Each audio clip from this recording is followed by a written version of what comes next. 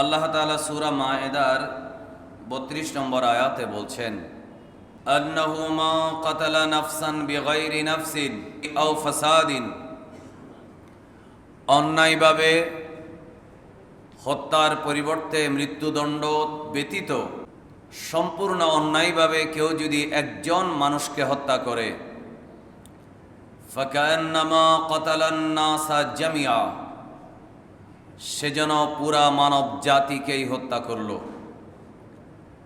ওয়ামান আহইয়াহা, আর যে ব্যক্তি একজন মানুষকে বাঁচালো, ফাকান্নামা আহইয়ান নাসা জামিয়া, সে যেন পুরা মানব জাতিকেই জীবন দান করলো। সুবহানাল্লাহ।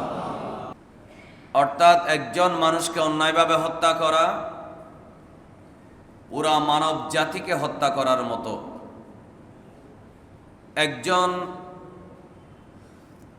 মানুষের জীবন বাঁচানো পুরা মানব জাতিকে, মানবতাকে বাঁচিয়ে দেওয়া। ইসলামের এই যে সুন্দর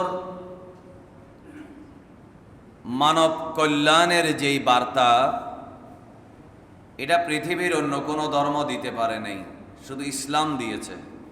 সুবহানাল্লাহ বলেন।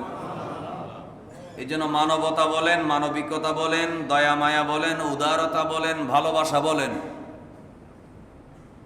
মানুষের অধিকার যেটাকে মানবাধিকার বলা হয়, সব কিছুই দিয়েছে ইসলাম।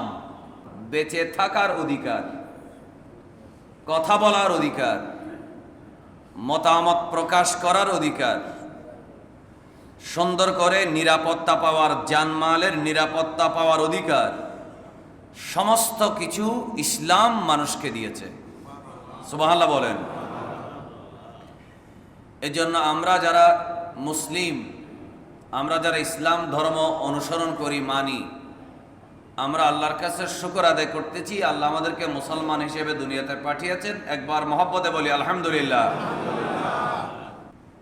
মানুষকে বাঁচানো দায়িত্ব আল্লাহ মানুষকে দিয়েছেন। মানুষকে হত্যা করতে মানুষকে আল্লাহ নিষেধ করেছেন, এটা মাথায় রাখতে হবে।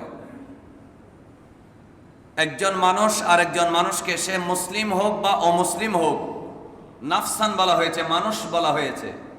কি বলা হয়েছে? মানুষ। বলেন না তাকে অন্যায়ভাবে হত্যা করা যাবে না, এটা কোরআনে বলেছে। এবং মানুষকে বাঁচানোর কথাও আল্লাহ কোরআনে বলেছেন। এই কাজটা সাধারণ সমস্ত মুসলমানের যেমন দায়িত্ব, এই দায়িত্বটা সবচেয়ে বেশি হচ্ছে যিনি রাষ্ট্রের দায়িত্ব থাকেন তার। মানুষের জান বাঁচানো সহজ না, কিন্তু দেশের যিনি রাষ্ট্রপ্রধান থাকেন, যারা দেশ চালায়, তারা চাইলে একটা দেশকে যুদ্ধ থেকে, খুন খারাপি থেকে, হানাহানি থেকে বাঁচাইতে পারে কিনা?